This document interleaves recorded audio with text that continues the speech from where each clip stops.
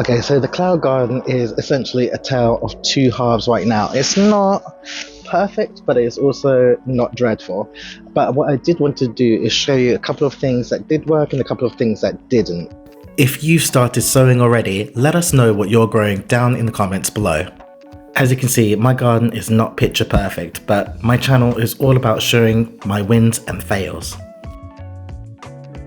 If we were to take a look at my window boxes, you'll see, well, they're not looking the greatest. However, the salvias, if we look down the bottom, there's some new growth coming in. The geranium got wiped out, most likely due to a frost. However, it actually is alive. So you can see it's still pretty green, so it is alive.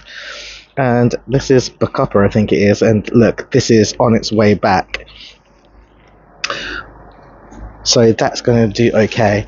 But again, it's still really, really early in the year to be doing anything. So I'm just going to kind of leave this for a little bit. But it's the same story in all of the window boxes. The roses from the last video, they are fine. Got another one down there. So the two of them, I would probably start to see some growth within the next month or two. Already in February there are aphids on this rose, so I need to keep an eye on that before they start to multiply. This huge verbena did so well. You can see how big it got. It's not looking great at all, but again, if we get down to the bottom, we can see that some of the stalks are still green, so this plant is still alive. It will just need a chopping back a little bit later on. And it's important to note that when you cut it back, it's still going to grow up to just as tall as what it was last year. So it can be quite frightening to do that big chop, but look, it's necessary. You can see I've got a whole heap of chilies and tomatoes that I didn't get to harvest. That's not the be all and end all, because what I'll probably do is I will harvest them now, and I'm going to use them for seeds. So I'm going to collect the seeds, and then I'm going to use them this year or next. And that's pretty important because I know that these plants actually did work well here on this garden. So if they worked well here in the garden, it means that, you know, these seeds hopefully will do the same this year or next. This whole container was potatoes. I never got to harvest them, so they've pretty much died back. So it will be really interesting to see what on earth is in there. But actually, if you have a look, we've got even more new shoots coming. So oh look, there's even more. Okay, so yeah, that needs harvesting. This here is an alocasia,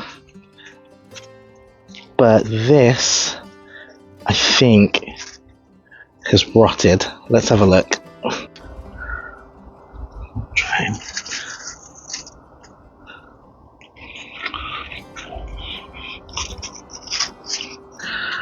So you can kind of tell with alocasias is if the corm, the bulb itself, is mushy.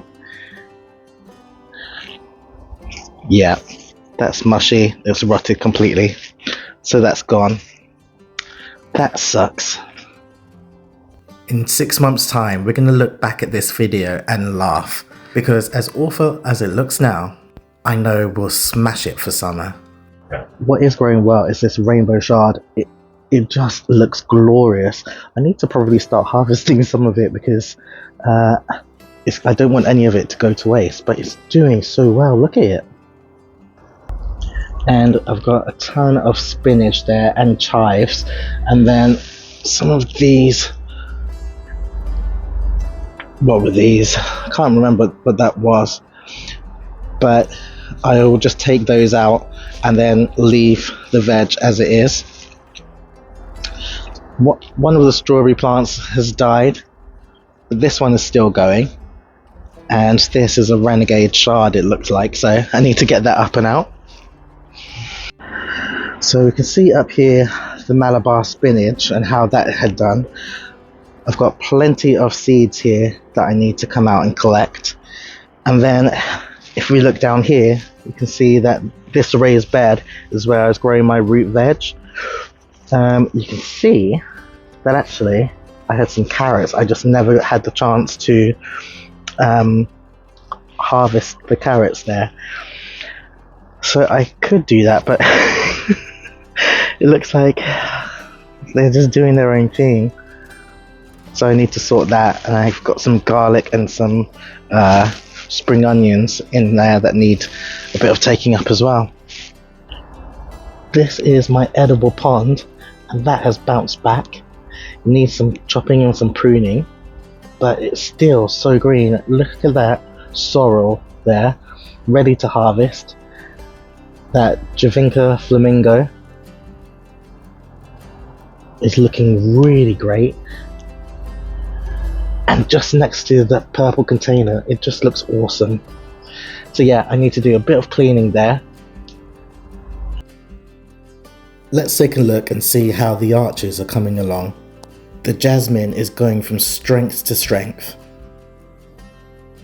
Back onto the arches, and the wisteria, although it looks dreadful, there are plenty of new buds all along. So I need to really tighten that up and get it wrapped around. But you can just imagine once that starts to flower, this whole side of the arch is going to be in bloom, hopefully later on this spring. Okay, now those of you who've got grapevines, in winter they can look absolutely appalling. You might just think, oh child, let me just chuck it in the bin, but I'm going to show you what to look out for. So I'm going to show you my grapevine, and yeah, he don't look pretty at all. As you can see, it just looks atrocious. But again, you'll notice on a close inspection little buds all the way down, and those will be new branches or new leaves. So don't get too impatient, just leave it to do its thing. It will come back, trust. Now, I had these on my Chelsea show garden, and I brought them back to my cloud garden, and look at this healthy new growth from the salvias here. And in fact, the salvias in all of the coloured containers have started to come back in some way, shape or form or another. But I just have to be careful, because here I've got some more of those giant dandelions in there again, so I'm going to have to do a bit of weeding in there to get them out. Whereas this one, I need to chop that back, because as you can see, we've got new growth coming out from the base. So yeah, I will chop that back.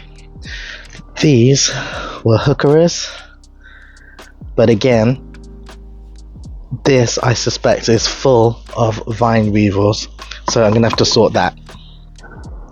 I absolutely love eryngiums, even though they are dead and gone. They just are so pretty structurally. There's not much going on down the bottom, but it will come back. It has done every year, so I'm not too fussed about that. Again, another window box, not doing too well. However, some things are popping back. Again, the salvia and the geranium here looks pretty much dead, but if you have a look, this branch is completely green, so the plant is alive. Again, it might just need a bit of a chopping back later on, and that will bounce back as well. And ooh, look at this, the trailer's coming back too. I see, so it's rooted itself, just like a mint, it's rooted itself into the box. But as you can see, there's quite a lot of weeds coming up in here, so again, this is going to need some maintenance, but it's not all doom and gloom. It looks like I've got some spring bulbs coming up. Ferns are doing okay. There's an iris there that's doing alright. Hellebore, this thing's never flowered, but ooh, maybe this will be its year. Oh, some spring bulbs here. I'm guessing these will be daffodils.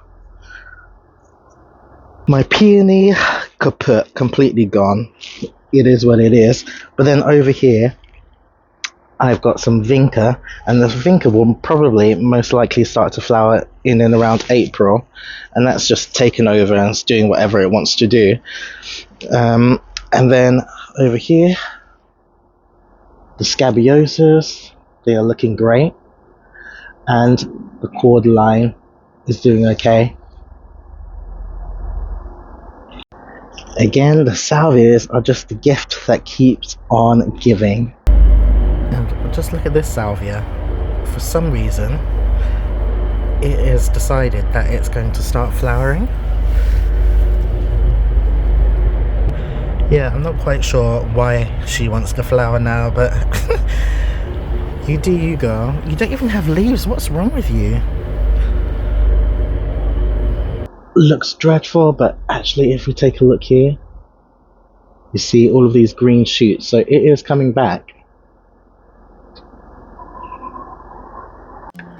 All I'm going to do this month in February is a bit of seed sowing, which we're going to get into, and just a general tidy up. It's still just February, so there's no point to go all guns blazing in the garden right now and digging things up and chopping things back. I think it's best to give things a little bit of time, but also you have to remember that some of these seeds could be a vital food source to wildlife, so it's really important to not go in and start cutting things back just because we've got a sunny day. But also there are lots of insects that overwinter on the garden, so I've shown you in other videos that I have lots of moths, lots of caterpillars, and lots of different insects that hibernate on the garden. So if you start disturbing things, they'll end up losing their habitat, so it's best to just leave things for the next couple of months or so. Okay, so I spent a little bit of time out here. All I did was just give it a little bit of a tidy. Now it's time to start sowing some seeds. All I did was a little bit of sweeping and tidying. That small win gave such a big impact. It helps me to not get overwhelmed with the garden.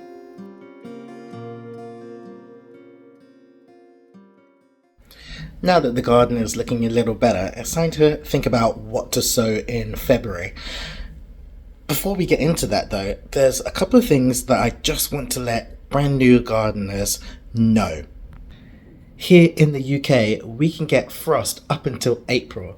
So if we start sowing a whole load of seeds now, the likelihood is by the time they get big enough and then we start to pop them outside, you could get a frost, and that frost will kill off all of your seedlings. So there's no point to get started straight away and sow everything. Take it one step at a time. Also, those of you who live in apartments like I do, we have to be realistic when it comes to seed sowing. We do not have large greenhouses where we can put all of our seedlings. We've only got shelves, because for the vast majority of us who live in these brand new buildings, we don't even have a windowsill. So you need to make sure that you have enough room to house all of your seedlings. And like I said, you won't be able to just keep them outside because there could potentially be a frost which will kill those seedlings. One of the first things that I started to sow this year has been lettuce. Lettuce will be fine outside in the cold, even if there is a frost. I've just grown mine in a little tray like this. There are quite a few in each one of these cells because I wasn't sure how many of them would actually germinate. So all I'll do is just prick some of these out and separate them when they get a little bit bigger.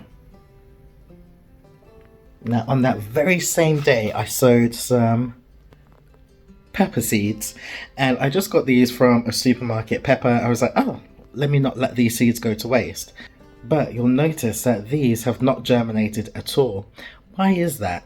Well, if you're new to gardening, you might not know that actually seeds have their own specific temperatures which will make them germinate. So something like a lettuce can germinate at quite a low temperature, 15 to 20 degrees. Chilies, they need slightly warmer temperatures in order to germinate. Now, what you can do is, if you have a greenhouse, you can pop them in a greenhouse and they will be okay, or you can pop them on a sunny windowsill.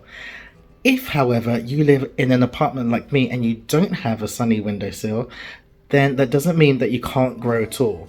What you could do is you could invest in a mat. On this window where the cloud garden is, that's a south facing window, so that gets plenty of sunlight in the afternoon. However, this side is east facing. Don't watch my terrible shells. But yeah, this side gets a lot of sun in the morning, but then nothing in the afternoon. Now, in winter and spring, those windows over there with the cloud garden, they don't get enough sun. So if I am going to start seed sowing, this is the best place. However, because my flat is essentially pretty cold, it's a big lofty apartment, so it doesn't get warm enough. Because my apartment's not warm enough, those pepper seeds have not germinated at all. So you can get yourself a heated mat. Now I've put a link in the description box if you did want to get yourself one of these mats. And with these mats, you can pop your container on top like that, and then that will eventually get the soil to the right temperature, and then you'll find that you'll have a better germination rate. But my one caveat with that is, if you're using a peat-free compost, sometimes peat-free compost doesn't do well in terms of retaining moisture. And so, because I've used one of my ratchet containers for the pepper seeds, I don't have a lid on here, and that soil, if I put this on top of one of those heat maps, the soil will dry out completely. It'll be like dust. So what you need to do is make sure that you put your pepper seeds into a container that's got some form of a lid to it to keep the moisture in. I would have been better off at least putting those chili pepper seeds in something like this, where there's at least some form of a lid. So that was my mistake over there. If light is an issue for you, what you could do is you could get yourself some LED grow lights. If you don't get enough sunlight, what you can do is grab one of these. Now you can put these on a timer, so 4, 6, 8 hours, and that will give the extra light that some of these plants will need to germinate. So I've not actually used them yet, I've just switched them on for the video, but considering my options, I think it's probably best that I put these on a timer and let these seedlings have that bit of extra sunlight. One thing to be aware of is when you start a little bit too early is that if your plants don't have enough sunlight, what they'll do is they'll grow, but they'll be really super leggy and thin. So you need to make sure that if you don't have enough sunlight, that you've got some extra precautions here with the grow lights, and that you have got good sun. Otherwise, you're going to invest a whole load of time into growing these seedlings just for them to be lanky and unsalvageable, and you've wasted your time and resources. Because child, let me tell you, I went seed shopping and these seeds are not cheap anymore. So one pack of seeds is almost £3. So you don't want to waste a whole load of seeds because you've got too eager. In exactly the same vein, the next seeds I'm going to be sowing are tomatoes. Tomatoes will take around about 7 days to germinate, but they are going to need warmer temperatures to germinate as well. So once again, if you've got a really sunny windowsill, then pop them on there. But equally so, if you don't have a sunny windowsill, maybe you're in a south facing apartment that's not going to get enough sun, you could invest in one of those mats and you'll be good to go. For some quick blooms, I'm going to go for some Aqualegia next. These happen to be one of my favourite flowers, and if you are a balcony gardener and you've got a bit of height on your garden, this is a really great choice because this is actually an alpine, so this plant will do just fine in the wind and harsh conditions. I found that if it does get a bit too windy, the plant will decide to drop the flowers, but it keeps all of its foliage, and once the winds have died down, you'll just see new buds coming back. So again, this is a great choice to have on a balcony garden. And then last but not least, I'm going to be sowing some sweet peas, and Sweet peas are pretty awesome. You get beautiful flowers, but you can also get some really nice scented ones. So I'm going with a sweet pea Old Spice mix, which is heavily perfumed and it's a heritage climber. So the only thing I don't know about these sweet peas is where exactly on the garden they're going to go. I've tried them in various different places and I've had different levels of success. So I think I'm going to try this up one of the trellises at the back of the garden this year instead of over the arches. Over the arches it didn't work. Something else I'm going to be sowing in February are broad beans. So I've got a seed tray here and I'm going to pop 1 or 2 in each one of these cells, and these guys should be able to take a frost should the weather dip. Last year I direct sowed some outside, but they didn't germinate at all. So this year I'm going to try growing them indoors, but I found that when I do grow them indoors, when I transplant them, they go into shock and don't really do anything. So I kind of feel like I'm trapped, but I'm going to give it a go and just see what happens. As you saw earlier, I already have spinach and chard out on the balcony. So with the lettuce, I should have quite a nice little salad mix. I think what I might do is also start some radishes, because at least I can then harvest the leaves as well and make a little baby leaf salad. But like I said, we are in February. There's no real rush to get going and sow a whole load of stuff. And like you can see, I don't have a lot of space to hold things as well. So I just selected a few different things. Coming into March, April, I will ramp that up a little bit more. If you've already started your seed sowing, let me know what it is that you have started in February. And if there's something that's worked really great for you, let us know in the comments below. I hope you've enjoyed this, and hopefully I will see you all again very, very soon. Bye.